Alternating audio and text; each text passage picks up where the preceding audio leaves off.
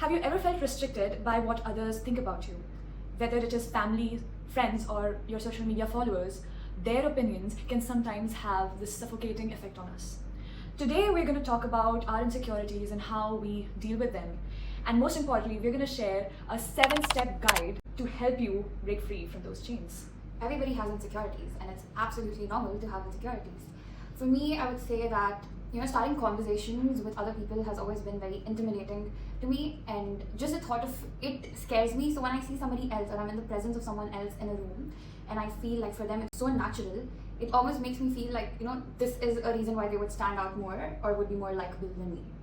And as for me, I think during the first year of my college, I had this huge insecurity about myself, my face specifically, because I have acne prone skin. So all of the time when I would be talking to other people, there will be this huge dialogue going in my head, like, oh my god, their skin is so clear, oh my god, they have such a good skin. Even though they would have some, I will always put others on a pedestal when it comes to their face, and then I would feel this huge there's this, even though if I have a small zit, I'll feel like, oh my god, it's such a huge thing. So I guess that's what insecurities are all about. You will magnify it to the fullest.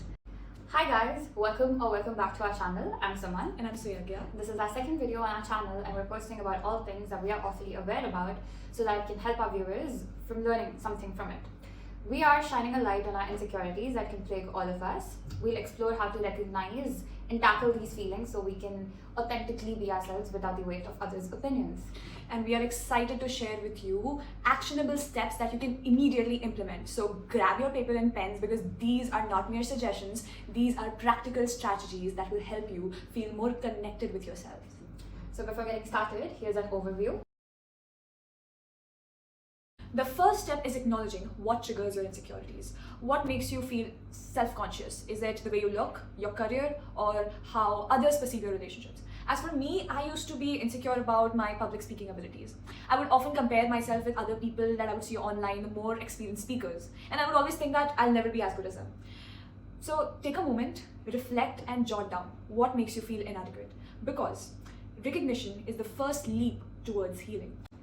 Next step is to explore the roots of these insecurities. I think that a lot of insecurities stem from childhood trauma, or the harsh comments that you get from your peers, or the unrealistic standards of social media.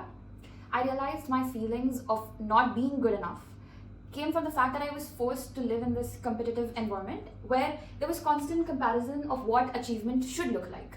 So understanding where these feelings came from was a way how I could dismantle their hold on me. So I would suggest that, go speak to yourself, deep dive into the feelings that you have within yourself, so that you'll figure out what is it that, you're insecure about, and you'll always be left surprised with what you find out. So now let's talk about transforming negative thoughts. So if you catch yourself saying, I'm not good enough, switch that to I am constantly growing and learning. This isn't just positive thinking, this is reprogramming and training your mind for success. So when I shifted my internal dialogue to focus on my progress rather than my perceived failure, I felt more confident and more motivated and less held back by my fears. Instead of constantly thinking about your weakness, we should learn to embrace our positive features. Embrace your strengths. What are the unique set of skills or attributes that you can bring to the table? When I accepted my passion for creativity, it helped me propel to pursue projects which I would have never done otherwise, because I just tried to stay in my comfort zone. Make a list of gifts that you have, and so it will remind yourself constantly about the impact that you have on people around you. You are much more capable than what you think. So the people in your life greatly affect how you see yourself. Cultivating positive relationships with uplifting individuals would lead to a healthier mindset. I have distanced myself from toxic relationships, specifically in those that I feel my energy is being drained. I create boundaries, and I go for those people who support me in all my big and small wins, and even are there for me during my failures. So evaluate your circle and see who encourages you to be your best self. Self-compassion is one of the most crucial steps in this journey of self-growth. I mean, how would you treat a friend who is struggling with insecurity? With kindness, right? So extend the same to yourself. The way you talk to yourself about your insecurities and the tone in which you talk to yourself is very much important.